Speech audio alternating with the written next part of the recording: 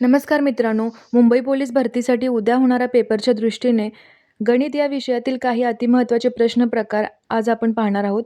चॅनलवर नवीन आणि पहिल्यांदाच असाल तर सबस्क्राईब करायला विसरू नका. हे प्रश्न मुंबईच्या मागील वर्षाच्या कठीण पातळीनुसार निवडले गेलेले आहेत. चला तर मग सुरुवात करूया.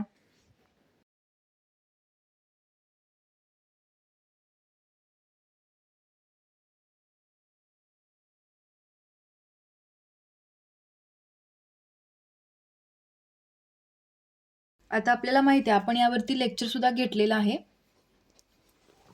संत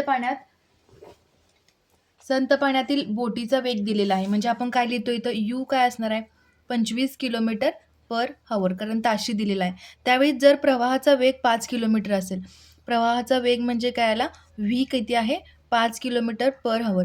तर प्रवाहाच्या दिशेने व प्रवाहाच्या विरुद्ध दिशेने बोटीचा वेग सरासरी किती असेल. ज्यावेळी प्रवाहाच्या दिशेने असा प्रश्न असतो,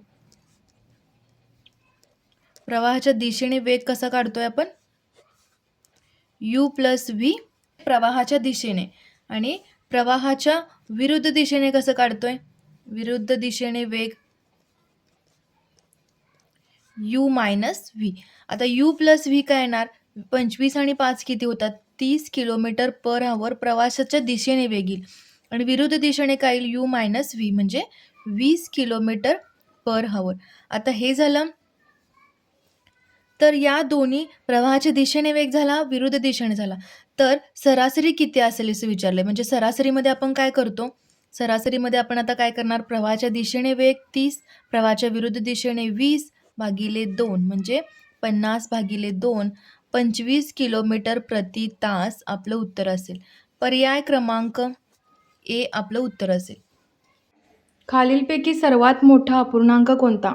यापैकी अपूर्णांकाचं एक तरी गणित असतंच. एक तर यामध्ये 4 आहेत, एक तर लहान अपूर्णांक, मोठा अपूर्णांक, अपूर्णांकांचा लसावी, अपूर्णांक मसावी. या 4 मधील एक तर प्रश्न हा नक्की असतोच. आता लहान अपूर्णांक म्हटले, आता आपल्याला इथं काय सांगितलंय, मोठा अपूर्णांक कोणता. मोठ्या अपूर्णांकामध्ये आपण काय करतोय, आता हे 2 पहिले नंबर घेणार, 6/7, 3/4. आता यांचं कंपॅरिझन आपण कसं करतोय, तिरकस गुणाकार करतोय. म्हणजे 6 गुणुले 4, 7 गुणुले 3, याचं 21 येईल, याचं 24 येईल. मोठा सांगितलाय त्यामुळे मोठा कोणता असेल इथं, 6/7. आता पुन्हा काय करणार, 6/6चं कंपॅरिझन 15/16 बरोबर करणार, बरोबर, 15/16. 6 गुणुले 16, 15 गुणुले 7, 96 येईल, याचं 105 येईल. आता यामध्ये मोठा अपूर्णांक कोणता आहे, 15/16 हा मोठा अपूर्णांक आहे. आता 15/16चं कंपॅरिझन 11/12 बरोबर करायचं. इथे पण पुन्हा काय आला, तिरकस गुणाकार, 15 गुणुले 12, 16 गुणुले 11,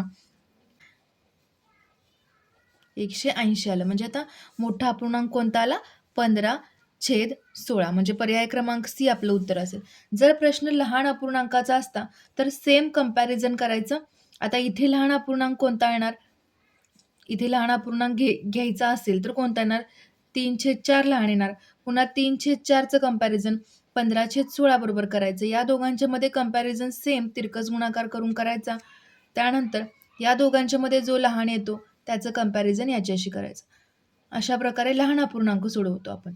आता जर अपूर्णांकांचा लसावी सांगितलं तर काय करायचं, जे अंशस्थानी आहेत त्यांचा काय घ्यायचा, लसावी घ्यायचा, आणि जे छेदस्थानी आहेत त्यांचा काय घ्यायचा, मसावी घ्यायचा. म्हणजे आणि ज्यावेळी अपूर्णांक मसावी सांगतात त्यावेळी अंशस्थानी ज्यांचा आहे त्यांचा मसावी घ्यायचा, आणि छेदस्थानी ज्याचा आहे त्याचा लसावी घ्यायचा. एका क्वेश्चनमध्ये 4 गणिते काय केलेली आहेत, कव्हर केलेली आहेत. एक तर लहान अपूर्णांक, एक तर मोठा अपूर्णांक, अपूर्णांक लसावी, अपूर्णांक मसावी. रक्कम सरळ व्याजाने 5 वर्षात दुप्पट होते तर तीच रक्कम त्याच दराने 5पट होण्यासाठी किती वर्षे लागतील. आता हा सरळ व्याजाचा प्रश्न आहे. सरळ व्याजाने 5 वर्षात दुप्पट होते. सुरुवातीला रक्कम काय आहे, पी, ती होणार किती आहे, 2p. म्हणजे डिफरन्स याचा किती आला, 2p मायनस पी, म्हणजे पी एवढी वाढेल. किती वर्षात, 5 वर्षात पी एवढी वाढेल, बरोबर. तर तीच रक्कम त्याच दराने 5 पट होण्यासाठी, आता 5 पट व्हायचंय तिला, म्हणजे इथं काय येणार, 5p मायनस पी म्हणजे 4 पट तिला वाढायचंय, बरोबर आहे. तर आपण असं लिहितोय, 5 वर्षात पी एवढी वाढणार आहे, बरोबर? 5 वर्षात पी एवढी वाढणार आहे. तर 4p किती वर्षात वाढेल? मग आता यांचा काय घेतो आपण? तिरकस गुणाकार घेतो. 5 × 4p डिवाइड p, हे p कॅन्सल होईल. याचं उत्तर येईल 20. 20 वर्ष आपलं आन्सर असेल. ए एक काम 10 दिवसात पूर्ण करतो, बी तेच काम 15 दिवसात पूर्ण करतो. ते दोघी 4 दिवस एकत्र काम करतात. नंतर ए निघून जातो, तर बीला उरलेले काम पूर्ण करण्यास आणखी किती दिवस लागतील?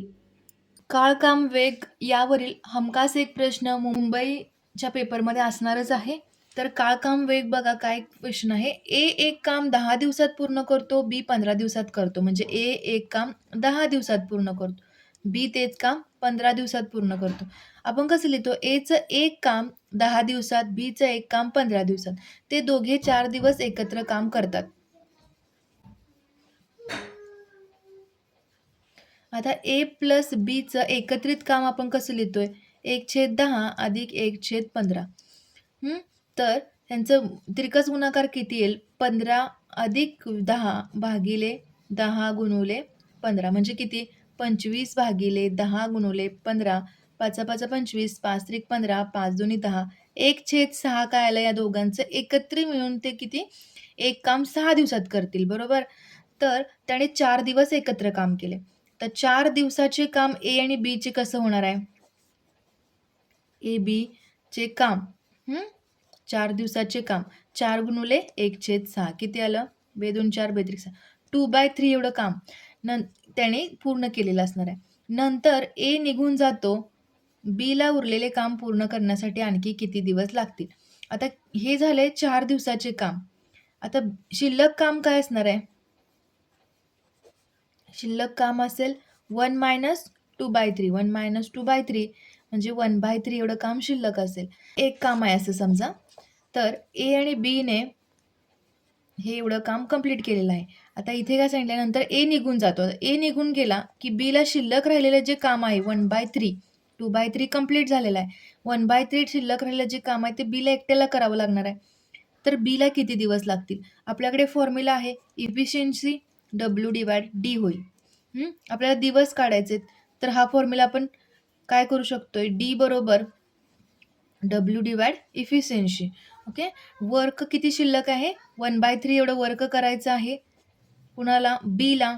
आणि इफिशियन्सी बीची किती आहे? 1/15. आता हे 1/3 गुणुले ज्यावेळी भागिलेचं आपण गुणुले करतो त्यावेळी 15 काय येतो? आता छेदस्थानी 15 आहे, तो जाईल अंशाला. मग 3 15. 5 दिवस आपलं उत्तर असेल. 5 दिवस. पर्याय क्रमांक ए आपलं उत्तर असेल. 15 लिटर मिश्रणात 40% अल्कोहोल आहे, तर मिश्रणात किती लिटर पाणी टाकले असता अल्कोहोलचे प्रमाण 25% होईल? आतापर्यंत जेवढे आपण क्वेश्चन पेपर पाहिलेत, रत्नागिरी, पुणे, ठाणे, मुंबई, सांगली हे जे पेपर पाहिलेले आहेत त्यामध्ये मिश्रणाचा हमखास एक क्वेश्चन आहेच आणि सिंपल क्वेश्चन आहे. बघा इथे काय म्हणायचं आहे? 15 लिटर मिश्रणात 40% अल्कोहोल आहे. 15% मिश्रणात 40% अल्कोहोल. आता 40% 15च्या म्हणजे किती होणार आहे? 5 त्रिक 15, 5 दुनी 10, 0, 2 दुनी 4 म्हणजे 6. 15 लिटरमध्ये 6 अल्कोहोल असणार आहे. अल्कोहोल 6 लिटर आणि 15 वजा 6 किती होतंय? 9 काय असणार आहे? पाणी असणार आहे, बरोबर आहे? तर मिश्रणात किती लिटर पाणी टाकले असता अल्कोहोलचे प्रमाण 25% होईल? अल्कोहोलचे प्रमाण 25% करायचं आहे. आपल्याला पाणी वाढवायचं आहे की अल्कोहोल वाढवायचं आहे? पाणी वाढवायचं आहे, बरोबर? मग अल्कोहोलचे प्रमाण 25% होईल म्हणजे 6 बरोबर 25%. तर 75 बरोबर किती? तर 6 गुणुले 75 करतोय डिवाइड 25. 25 त्रिक 75 म्हणजे 18 लिटर काय असणार आहे? पाणी वाढवल्यानंतर आपल्याला 25% अल्कोहोलचं प्रमाण होणार आहे आणि 75% पाण्याचं. म्हणजे अजून आपल्याला किती पाणी ॲड करावे लागेल? 9. 18 वजा 9. 9 लिटर पाणी आपल्याला याच्यामध्ये मिसळावे लागेल. त्यानंतर अल्कोहोलचे प्रमाण 25% होईल. पर्याय क्रमांक बी आपलं उत्तर असेल. 31 ते 50 दरम्यानच्या जोडमूळ संख्यांचा गुणाकार किती? आता एक तर जोडमूळ संख्यांचा प्रश्न विचारला जातो एक्झाममध्ये किंवा सहमूळ संख्यांचा प्रश्न विचारला जात आहे. आता जोडमूळ संख्या म्हणजे काय? हे शोधूया आपण पहिला 31 ते 50 पर्यंत. 31 हं. 31 ते 50 दरम्यान या सगळ्या काय आहेत? मूळ संख्या आहेत हां. याच्या शब्दातच काय येतो? मूळ हा शब्द येतो. त्यामुळे मूळ संख्या पहिल्या लिहून घ्यायच्या. आता जोडमूळ म्हणजे काय? जोडमूळ म्हणजे अशा 2 मूळ संख्या ज्यांची वजाबाकी 2 आहे. जोड म्हणजे काय असतं? 2 असतं. वजाबाकी 2. आता यापैकी कोणत्या? यामध्ये डिफरन्स किती आहे? 6चा आहे. यामध्ये किती आहे? 5चा आहे. यामध्ये कितीचा आहे? 2चा आहे. यामध्ये कितीचा आहे? 4चा. म्हणजे जोडमूळ आपल्या संख्या कोणत्या असतील? 31 आणि 41 आणि 43. आता यांचा काय त्यांनी गुणाकार विचारलाय. 43 गुणिले 41 1763 1763 आपलं उत्तर असेल. यामधून तुम्हाला जोडमूळ संख्येची कन्सेप्ट क्लिअर झाली असेल. आता सहमूळ संख्या. सहमूळ संख्या म्हणजे काय? सहमूळ संख्या म्हणतात किंवा सापेक्ष मूळ संख्या असं सुद्धा म्हटलं जातंय. तर या अशा 2 संख्या ज्यामध्ये एक व्यतिरिक्त कोणताही सामायिक अवयव नाही, अशा संख्यांना काय म्हणतात? सहमूळ संख्या असं म्हटलं जातंय. एक्झाम्पल याचं घेऊया आपण. एक्झाम्पल घेण्याआधी ज्या क्रमगत संख्या असतात, ज्या क्रमगत संख्या असतात त्यासुद्धा सहमूळ संख्या असतात. म्हणजेच काय 14, 15. 14-15 मध्ये 1 शिवाय दुसरे कोणते सामायिक अवयव आहेत का? नाहीत. तर ह्या दोन्ही काय असतील? समूळ संख्या. 15-16 असेल, 17-18 असेल म्हणजे यामध्ये मूळ संख्येचा काही संबंध नाही. फक्त त्या संख्या ज्या पाहिजेत आपल्याला त्या काय पाहिजेत? सामायिक अवयव एक व्यतिरिक्त कोणताही नको. आता याचे एक्झाम्पल अजून काय आहेत? 27 व 35 यासुद्धा काय आहेत? सहमूळ संख्या आहेत. आता जोडमूळ संख्या झाल्या, सहमूळ संख्या झाल्या, त्रिकोणी संख्या पण एक्झाममध्ये विचारू शकतात. त्रिकोणी संख्या पण एक्झाममध्ये भरपूर वेळा विचारला गेलेला प्रश्न आहे. तो आपण याच भागामध्ये पुढे पाहतो आहोत. तर भूमितीमध्ये सुद्धा विचारू शकतात. भूमितीमध्ये म्हणजे काय? आता 18 2 संख्या देतात. 2 संख्या देतात आणि भूमितीमध्ये काढा म्हणून सांगतात. आता त्याचा क्वेश्चन आपण घेऊया इथं. 18 व 2 चे भूमितीमध्ये काढा. असा सुद्धा क्वेश्चन विचारला जातो. त्यावेळी काय घ्यायचं? वर्गमूळ घ्यायचं आणि 18 गुणिले 2 त्या संख्यांचा गुणाकार करायचा आणि त्यांचं वर्गमूळ. 36 म्हणजे 6 त्यांचा भूमितीमध्ये आला. अशा प्रकारचे पण प्रश्न आपण घेतलेले आहेत आणि ते पण विचारले जाण्याचे चान्सेस आहेत उद्या. विचारले जाण्याचे चान्सेस आहेत. तर अजून एक क्रमिक संख्या असाही प्रश्न विचारला जाऊ शकतोय. क्रमिक संख्या. आता झाल्या जोडमूळ संख्या झाल्या, सहमूळ झाल्या. सहमूळ म्हणजे सापेक्ष हे तुम्हाला कळालं. भूमितीमध्ये झालं.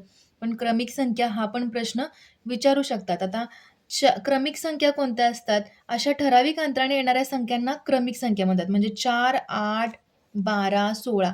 आता यांच्यामध्ये डिफरन्स किती आहे? 4चा डिफरन्स आहे. यांना क्रमिक संख्या असं म्हणतात. बरोबर? 5, 10, 15, 20. 5चा डिफरन्स आहे म्हणजे यांना क्रमिक संख्या असं म्हटलं जातं. फक्त लक्षात असू दे तुम्हाला. विरुद्ध संख्या पण विचारू शकतात. विरुद्ध संख्या.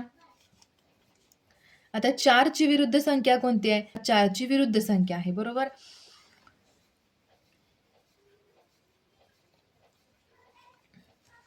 4ची विरुद्ध संख्या -4, 8ची विरुद्ध संख्या -8. ओके, असे प्रश्न असतात. चौरसाची बाजू 20% ने वाढवली तर क्षेत्रफळामध्ये किती % वाढ होईल? थोडेच प्रश्न आपण घेणार आहोत आज, पण तुमचे एका क्वेश्चनच्या मागे 4 ते 5 प्रश्नांची तयारी आपण करून घेतो आहोत. इथं हा पर्सेंटेज वाढ फॉर्म्युला आपल्याला यूज करायचा आहे. चौरस असू दे तुमचा, वर्तुळ असू दे, आयत असू दे, तिन्हीसाठी सुद्धा हाच फॉर्म्युला यूज करायचा आहे. आता चौरस असल्यावर काय असणार आहे? सगळ्या बाजू चौरसाच्या समान असतात. त्यामुळे ए वीस येईल, बी वीस येईल. वर्तुळ जर असेल तर त्रिज्या ही दोन्ही साईडनी वाढणार आहे. त्यामुळे ए वीस येईल, बी वीस येईल. आयत असेल तुमचा आणि तुम्हाला प्रश्नामध्ये दिलेलं असेल, लांबी 20ने वाढते, रुंदी 10ने वाढते, तर ए 20 येईल आणि बी 10 येईल. अशा प्रकारे या प्रश्नाचं उत्तर असेल 44% आपण ए घेतलेला आहे 20, बी घेतलेला आहे 20 आणि हा फॉर्म्युला ए प्लस बी प्लस ए इंटू बी डिवाइड 100 हा फॉर्म्युला यूज केलेला आहे. तर पर्सेंटेज वाढ येईल आपलं 44%. साखरेची किंमत 25% ने वाढली. घराचा साखरेवरील खर्च वाढू नये म्हणून साखरेच्या वापरात किती टक्के कपात करावी लागेल? सिंपल फॉर्म्युला यूज करायचा इथे R divide 100 plus R into 100. आता इथे R किती आहे 25, 100 प्लस 25 डिवाइड 100 प्लस 25 इंटू 100. याचं उत्तर किती येईल 25 भागिले 125 गुणुले 100, 25 पाचा 125, 5 दुनी 10. 20% आपल्याला कपात करावी लागेल. पर्याय क्रमांक ए आपलं उत्तर असेल. प्रश्न असेल किंवा तर हा सेम फॉर्म्युला तुम्हाला यूज करून अजून एक प्रश्न सोडवता येतोय. यम हा यनहून 20% मोठा आहे, तर यन हा यमहून किती पर्सेंटने लहान आहे? प्रश्न कसा आहे बघा, मोठा आहे, यम हा यनहून 20% मोठा आहे, त्यावेळी फॉर्म्युला कोणता यूज करणार? सेम जो आत्ता यूज केला. म्हणजे मी कंपॅरिझनमध्ये तुम्हाला शिकवते, त्यामुळे तुमच्या पटकन लक्षात येईल. आता आर इथे काय आहे 20% डिवाइड 100 प्लस 20 इंटू 100. सेमच फॉर्म्युला इथे यूज केलेला आपण. R divided 100 plus R 120 into 100. 200 भागिले 12